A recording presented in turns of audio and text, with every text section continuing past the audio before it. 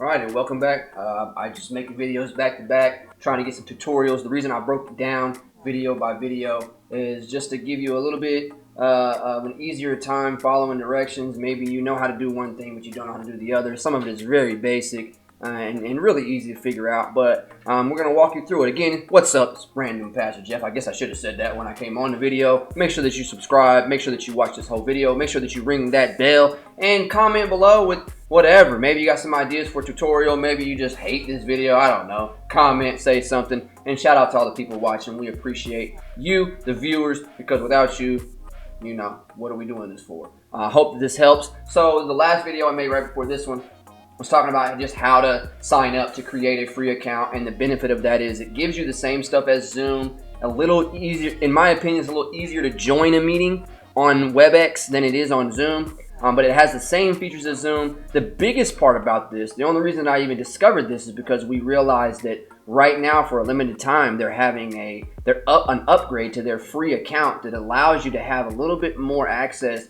than you would on Zoom. Zoom limits you to 40 minutes for a free account, and then you got to subscribe. And I have a Zoom subscription, and it's great, and I love Zoom, so this is not a bash on Zoom. But right now, WebEx has the ability to go longer than 40 minutes with a bunch of people in your room.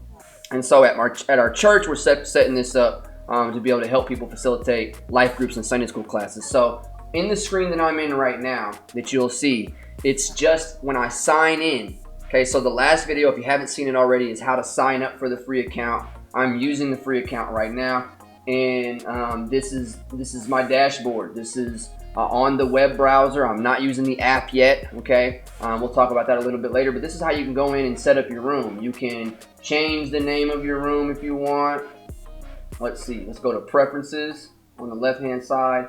And in preferences, you can set up all your stuff. You can connect a Google account. You can connect an Office account. A lot of you use an Outlook or whatever. And you can connect your Facebook. And what that does is it allows you to integrate all of your accounts into one hub and central location to make it a little bit easier with passwords and different things like that. You don't have to do that. In fact, I'm not going to show you that on this video. I really just showing you that it's there. You can select your time zone. If you go in, especially if you're a host, I would go into our preferences and set all of this stuff. Obviously your language and stuff. Make sure that you hit save. If you click out of this tab and go to one of these other ones without hitting save, settings will not save. So hit save. That'll be updated. Now I'm just going to go down the line here. I'm going to go to my personal room. You can call it whatever you want, right? Let's say we're going to call it Adult 8 Life Group.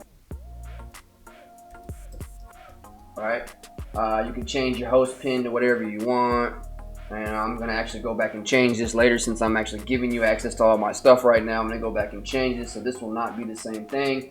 You can choose how long to lock your room. You can turn the lock off. Just know that when you turn the lock on and it goes after 10 minutes, people are not going to be able to get into your meeting if you turn the lock on. But if you want to keep it safe, you can set a time and make sure that people know, hey, if you're not in there by this time, the meeting will lock. Like if you're having a meeting at 7 o'clock, the meeting will automatically lock at 7:20. And if you want to do that, you can just do an automatic locking. But just know this, if somebody's trying to get in and you can't figure out why they're not in, it's probably because the meeting is locked. Okay, notification, you can turn this on. Notify me by email when someone enters my personal lobby room while I am away. I keep that on because if people have the link and they're trying to get into the room and you're not there hosting the meeting yet, it'll send you an email and say, hey, such and such is trying to get in the room for safety reasons, or really just to notify you like, hey, this person is either trying to log in too early, too late, or they're trying to get in at the wrong time altogether, or maybe you just forgot you were hosting a meeting and now they're trying to get in. You're like, oh snap, because you got so busy or whatever. So I'm going to go in here, I'm just going to save again. I'm just going to save all my settings. This is very important to do before you even get into your first meeting. That way you can kind of know what's going on. Audio and video, you're not going to change too much about this. If you want to list your mobile phone number, you can. If you want to have an audio pin on how to call you specifically. Now this is, if you're going to do the call me numbers, we recommended that you enter your phone numbers to allow you to connect to audio in meetings more easily. So put in your cell phone number there. That's okay. But if you don't want people to call you on that, they don't have to. And you can even make it more secure with your audio pin. And then the video system stuff, so we're not going to worry about that right now. That's more if we're having like teleconferences and we've got video systems in different areas trying to tap into the same feeding or the same meeting feed. I said feeding, right? Anyway, well, if it's a Baptist church, we're probably going to eat while we're meeting as well. So anyway, so don't worry too much about the video address stuff. Don't worry about the default call-in number. Well, go ahead and select United States toll and just leave it at that. You can set the sound you want when people come in the room. You can decide what kind of audio connection type. Just leave it on Webex audio. Let's go down, hit save again. Then in scheduling, you can say, send me a email invitation of the copy the email invitation to me, send it to me. Because what's going to happen is when you schedule some stuff, when you schedule a meeting, which I'm going to do another video on that as well.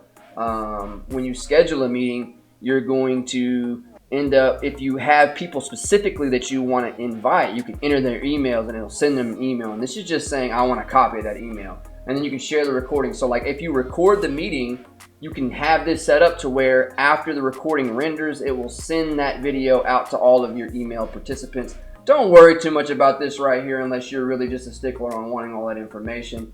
Recording, it just kind of shows you the type of recording view. So if you're going to record this, you can go in here and set your settings about, what the recording will look like. We're not going to spend too much time on that. Maybe I'll do a tutorial on that later on. But we really don't need this because necessarily, especially for what we're going to be using this at our church, you're not going to necessarily need to record anything unless you just want to do that. Okay, so that's pretty much how you set up your profile. And that's it. I don't want to take too much more of your time. Just go in there and set up your profile. Make sure you save everything. And when you go back into your room, you'll be able to see that that it all changed. You can even, here's the meeting link, right? You can just take this link and share it out, and the link won't change unless you change it. And it just be a recurring thing. So this is just to help you set up your profile. I hope that helped. Let me know. Make sure you subscribe. Make sure you ring the bell for notifications. And make sure you watch this whole video. Well, if I'm saying at the end of the video, that really doesn't make any sense, does it? Hey, love y'all. Signing off. Random Pastor Jeff. Let me know if you need anything. Peace.